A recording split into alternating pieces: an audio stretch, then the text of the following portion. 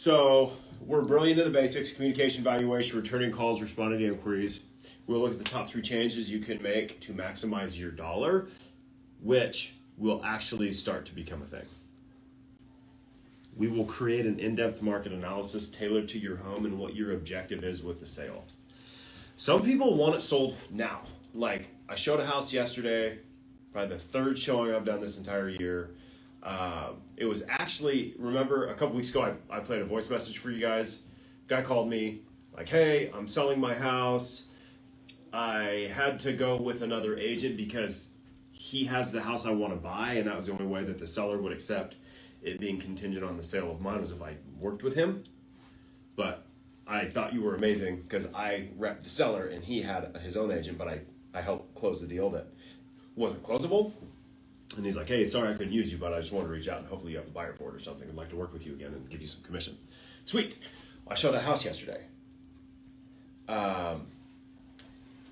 And they're not worried necessarily about getting the most money. They got to get the damn thing sold so they can move on to, they got 5 acres in Central Point with a shop. He works for a roofing company. And so in that case, it's like, hey, we need to market this thing to sell now. Like, they're okay giving up a few bucks because if they don't sell this house, they lose the other one. They're more worried about the other one than they are about this one. Does that make sense? Oh, yeah. So it's not always about maximizing the dollar. And there's some people like, they just want to get out, right? Especially land. Like, you just want to get out what you got into it because you decided not to build. Sound familiar? Mm-hmm. Right? So I was talking to a builder about your lot yesterday. Said, hey, like, write us an offer. You know, like, let's make a deal here. I'm like, oh, okay, well, we'll think about it. But not everyone's like, I need to get the most money. I'm going to wait 6 years until I get top dollar. So we're going to value your house and get a market analysis going like, hey, these homes sold in 10 days. These homes sold in 180 days. Which one? And the difference is 20 grand. Which one do you want to do? Do you want to take the time? Like, I'm driving by a house on Cat Street, and there's a sign in the yard that says coming soon. And for like 3-4 weeks. Yeah, I saw a bunch of appliances inside. Now they ripped the freaking front yard out. Yeah, so these people may want to spend 100 grand to get 110 out of it. That was the hoarder house on our street. He had an airplane in the driveway for a really long time. Oh, I love airplanes in driveways. There was a mold remediation ban outside for like a month. It was gross. But you know what I mean? So those are just contrast to like, we need to get it done because we're in escrow on another house, or I got all the time in the world. Like, tell me what I need to do. I'm a DIYer. I'll put in new flooring. I'll put a new base. I'll paint the inside, paint the outside. We are the 4 R's. So we're realistic, reputable, reliable, and responsive. Wow. And we are real estate. Was that the thing? I should be targeted. Oh. Derp. We have a deep understanding of negotiation and are experts at negotiating with buyer agents and buyers, right? Because it's different. You're not like, I met Lithia Toyota yesterday getting my oil changed. By the way, amazing. We need to figure out how to do this. I call, and it's like, okay, for major repairs, press 1. For maintenance, like oil, tire rotation, etc., press 2. Like, okay, we recognize your phone number is a 2019 F-150. Is that you? Press 1. Yes. Like, our next available appointment is Monday the 18th at 2:30. If you'd like to take this slot, press 1. Beep. And then I get a text like, you're confirmed for Monday at 2:30. So I'm like, damn. You know, instead of like, whatever, hey, I'll call you back. You know, it just went like this sick phone tree that went like, our next available appointment is this. Do you want to take it? I was like, yes. So I roll in there and like, hey, Adam, run out to the truck, grab the keys, go inside, say, hey, I want to pay for my tire rotation because I don't want to drive across town to the other place that does it for free. And so I'm sitting there working on my laptop with their free Wi-Fi, which was fast. And there's a car negotiation going on behind me. So someone's buying a Prius and, you know, she's got her heels dug in on price and she has her Carfax with her that shows that it was towed here and there's something wrong with it. And he's like, we don't drive every car to a car lot. Like, most of them come on a truck. So it was interesting to see that happening and how that negotiation goes and how he was in agreement and he was positive, but we don't always negotiate like that. Right, a lot of times it's knowing what the market's doing and being like, hey, if we don't accept whatever the buyer or the seller is requesting at this point, we're not going to be able to get a deal, right? So it was for buyers for all like, hey, just do the inspection so you know, but you're not getting anything for it. That's we're negotiating with the client to make sure that they achieve their goal of getting a house, right? But now it's like, hey, Mr. Seller, Mrs. Seller, we should really look at this repair addendum and try to do everything we can to keep this together, because the next guy might be paying $10,000 less and asking for the same stuff. You know, so maybe we reach out to the buyer's agent. Hey, what's important to them? What's the fear? What's driving them wanting a new heating and air system? Well, it's 15 years old. This happened. So they asked for, this was a cash deal. So the buyers asked for like $15,000 off of the price, house in Eagle Point. So I pick up the phone, call the person representing the buyer, and I'm like, what is going on here? We ended up getting to $2,000 off in 2 years of home warranties, because they were concerned that they're spending most of their money on the heating on the house, and they wouldn't have the funds to replace the heating and air system because it's old. So I said, okay, so for the first 2 years, we have you covered. If it breaks or needs to be replaced, the home warranty, you pay your $65 or $100, what's that called, deductible? And it's taken care of. So we were able to drill down to what the actual fear was. It wasn't, $15,000 wasn't going to fix the problem. It was giving them some peace of mind that if the AC goes out, someone else is going to deal with it. So that's the kind of negotiation that we do, and that's different from, you know, someone bringing in their Carfax. And I was cringing, like, listening to the conversation. I'm glad I don't sell cars.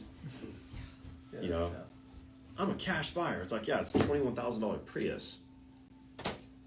Like, everyone's a cash buyer. It was interesting. So that's like our unique selling proposition. I also think the engagement with our deals is important, and I'll give you an example. I guess you're recording, but I just got a Just no names. Yeah, repair addendum through email. Not even a repair addendum, not signed by anything, just a request to repair stuff. Like 6 days after our inspection timeline is up. It ended. Yeah, and and the agent said, it's kind of, sometimes it's confusing on who I'm sending this stuff to. He's like, you got the inspection there? And I'm like, no, dude, I never got anything. Haven't heard from you yet. You haven't texted me. You haven't called me. Nothing. And he sends over stuff 6 days out. You probably guess who it is. 6 days after, and I'm thinking, if I was that dude's client, I'd be pissed if I was just like, no, dude, we're not doing any of that at this point. Like, that's not being very engaged with who you're representing at all. Well, they don't know what they don't know. The client probably doesn't know that they're past their time frames. No, But right. that's what I'm saying. That's a problem that we do know. Yes. That's what makes us different than. But that's how these guys get away with it. It's unreal. Because they're like totally incompetent, but the client doesn't realize the incompetence until it's too late, or maybe after the sale, or like when they fire that person or stop working with that person and work with someone else, is then when they see the contrast, right? But if you're just in the dark, you're in the dark. It's not until you see the light that you're like, dude, that was really dark, or that was really bright. Now it's really dark. You know what I mean? So you have to have contrast. So there's a good chance that client's happy as a clam because they have no freaking clue that they're getting terrible service, or they're not being properly represented. But see, in this case, right, so you're 100% correct that they requested repairs after the deadline, but what's in your seller's best interest? Yeah, obviously I'm gonna bring it to him. I'm gonna bring Yeah. it to him and make sure that, like, hey, the easy stuff, let's fix it. It's my dad in this case. Easy stuff, hey, let's fix it. He can do a lot of the stuff himself. The guy didn't say contractor or anything like that, but it was just funny. And it's not signed. No, it's just an That's email. fantastic. Buyer requests all moderate repairs to be done in an email. And I'm like, okay, that's completely subjective too. Like, Terrible. yeah, like that is awful. So yeah, that goes to brilliant in the basics. This covers a lot of things. So I think what you can do, does everyone think that's a good one to have? Yes. Oh yeah. Is during your appointment, right, with buyer or seller, like, hey, we're brilliant in the basics. Okay. You unpack that. That's part of your thing, right? So we can all be brilliant in the basics, and then Dana may have a different story than Josh, than Taylor, than Kat, right, than Jason. So the idea with that would be like, hey, one of the things that sets us apart is we're brilliant in the basics, and here's what that means. Just like we do, like here's a CMA. A CMA is a comparative market analysis where we look for 5 actives, 5 pending, and 5 sold homes that are similar to yours in year built, size, lot size, amenities, location. They go, oh, okay, right. So one is like, here's a CMA, and they're like, okay, your house is worth $400,000. And the other one, like, this is what it is. This is how we came to the conclusion. You say the same things, right? Easy way to do it is here's what your house is worth. And then the right way to do it is to let them know what's involved in a CMA. You know what I mean? They're like, well, did you just go on Zillow? Did you go to the tax records? Like, how did you come up with this? No. So, and then we define what a comparable or comparative property is, right? It's got to be similar year built, similar location, similar size, square footage, as well as lot size and acreage and amenities. And then, oh, okay. So, right, that all can be in the brilliant, in the basics part. Does that make sense? Mm-hmm. Okay. So right now, we can say that when we're looking at your house, maybe it's top 2. Top 2 things we can do to increase the value of the house. We're going to look at that. Because realistically, it was like, I remember when I was looking, even in early 2020 and late 2019, that's why I bought a new house. I build homes, and I bought a new one. So I was like, by the time I build this thing, I can't build this house for what I can buy it for today because of the way the market was. And the ones that needed work, they needed $100,000 worth of work, but it would only add $20,000 in value. So it's just like weird. But that's going to start changing now, like we said, right? Is the market shifts. People go, yeah, that thing needs a bunch of work. I don't think so. I don't even know what the hell that means. Where before they're like, it's $20,000 less. I guess we'll take it. It's what we can afford. In-depth market analysis tailored to your goals. Tailored CMA goals. Right, which comes back to pre-qualifying an appointment, right? Hey, why are you selling? I need to be in Michigan in 30 days. Okay. Or, I don't know. I need to be in Arizona by January. Okay. 2 different scenarios there. Okay, this one, maybe if they're wanting to get rowdy, you can start a little higher and just know you can do some price updates or price reductions. But if they got to be somewhere in 30 days, like you got to hit it on the nose. Like, hey, if we do this right, we hit the market on Wednesdays and Thursdays. We should have a bunch of showings Thursday, Friday, Saturday, Sunday, and offer on Monday. That in this price is going to get us there. In this type of marketing, we're going to do coming soon open house. We're going to do an open house. You know, we're going to have DJ there. You know, whatever is going to match their goals. 3 shafts. Yeah. Because there's going to be a couple different ways that you go about that. So you can't just say, oh, yeah, here's what your house is worth. Well, how long is that? Like right now, average days on market in my neighborhood is 70. 70. Well-priced home will take 70 days to sell. Right? I'm always like clicking around and checking stuff out because it's good to know, right? 70 days on market. 4 R's. Realistic, reputable, reliable, responsive. 4 R's. So realistic, reliable, reputable, and responsive. And is that true? Yes. Right? Like we will be realistic with you on what it's worth. And not everyone's going to want to work with us. Some people want to shoot for the moon. And now's not the time to do that. Okay? We are reliable. Tuesday updates. No news, good news, bad news. At least once a week you can hear from us. That's our backstop. Because if you don't do your Tuesday updates, now you're in firefighting mode where they're calling you with questions on their time instead of you calling them on your time. So you lose control when you're not reliable.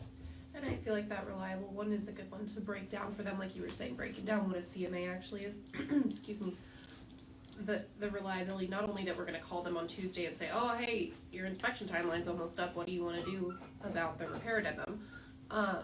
But they can count on us to have already spoken with the Leonard, to have already maybe even called a roofer and gotten an estimate. Like, we are super thorough, do our homework partially to keep them from calling us with fires. We put them out before they really catch, but like, they're very thorough updates. It's not just calling them, but we're gonna call them and we're gonna know our stuff and we're gonna have solutions ready and make it really easy for them to That's do weed this. whack in the field, right? That's trimming the trees in the forest, fire prevention. It's boring, it's hard work, but it prevents everything from igniting. And we do that and we're really good at it. We're not weed whackers, we're riding lawnmowers, baby. You gotta weed whack the perimeter. Kind of way around it. Yeah. I pulled a bunch of weeds this weekend. We need to get someone to put fake grass in that sign area. I'm sick of it. Okay, and then we have a deep understanding of negotiation. Understanding when to and when not to, and because you can feel. Has anyone else taken dance lessons other than me? Yeah, so like when you're some of the stuff when it's like a partner thing, you just feel like the pressure of their hands and that like the leader will show you where to go. But it's a feel thing. That's how negotiation is, especially in real estate, because it's not a car deal where you have 30 minutes of like, brass knuckles to try to get a deal done. They have days to think about this stuff. So it definitely is a feel thing. Like, hey, we don't want to come out swinging, because if they feel like they don't like it, they're going to shut down. So the deep understanding of negotiation is huge. So we're brilliant in the basics. We're going to find top 2 things in your house that can increase the value if they exist at like brand new home. Maybe there's nothing to do. Like Josh and I went on an appointment. They said that their landscaping was terrible, but it actually wasn't bad at all. It was just grass and bark. They're curious about shrubs and plants. And I was like, no, that's landscape. You're good. Let the next guy get their fingernail a little dirty. Tailored CMA to your goals, right? So if you need to be somewhere in 2 weeks versus you got 6 months, it could be 2 different conversations. For ours, we're realistic, reliable, reputable, and responsive, and you can unpack that. And then we have a deep understanding of negotiation. So that would be like, hey, that's what we do here. So then on this side, let's go around the horn and just, what's something that you bring to the table that makes you unique? Who wants to go first? My enthusiasm and energy, unmatched. I would like to go next. Okay, so Josh brings energy. I go above and beyond for my clients. I had to drive out to Grants Pass one time, pick up my old lady for a swing. Yeah. And back. Worth it. I think I listen more than I talk. Actually, these might apply to more people, so let's do this. So we've got bring energy above and beyond. Listen more than talk. I wish I could say the same about myself. That's why we love you. My wife doesn't love me anymore.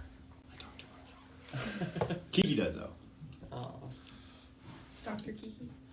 Yeah, she gigged me last night, so we put her to bed at like 9. She's supposed to go to bed at 8, and then every 5 minutes she comes out.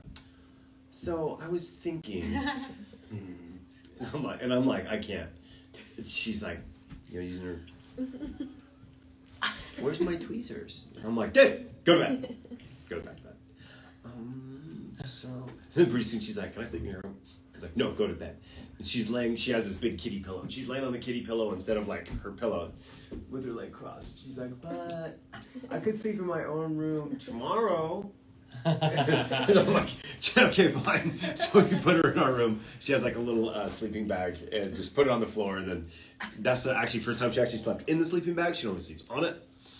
So I got game last night. And Laura's like, really?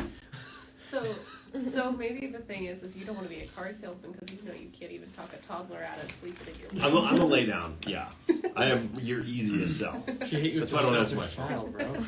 Yeah, she did. And I was like, you're too cute. And I'm just trying to watch some YouTube, man. I'm like watching some sales training. The kid keeps coming out with funny shit. Yeah. Okay, so who else? We got 3. hospitality and customer service. Hospitality. Get people over to your house. Whatever they want. What they want. Centered. What you got? I don't know. I think follow through is huge. Actually doing what you say and not just saying it.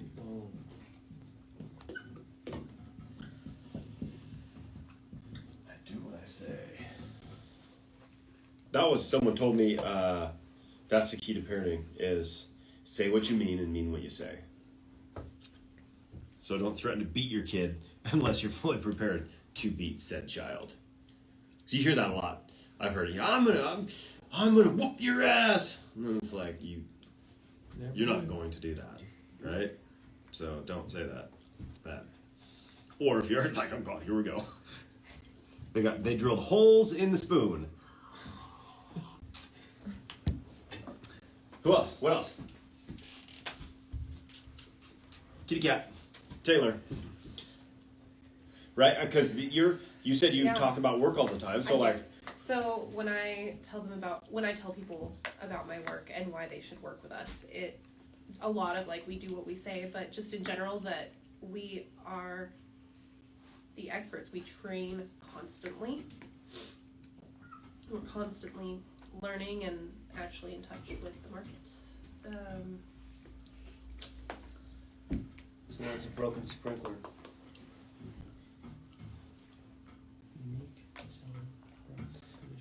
so we are In touch. have a pulse on the market. Yeah, really good pulse on the market because we're here every day and we treat it like a job, not a hobby. Well, yeah, stuff we talk about, they're going to be talking about in a couple months. Exactly. And that continually is the case. I was screaming about inflation a year and a half ago.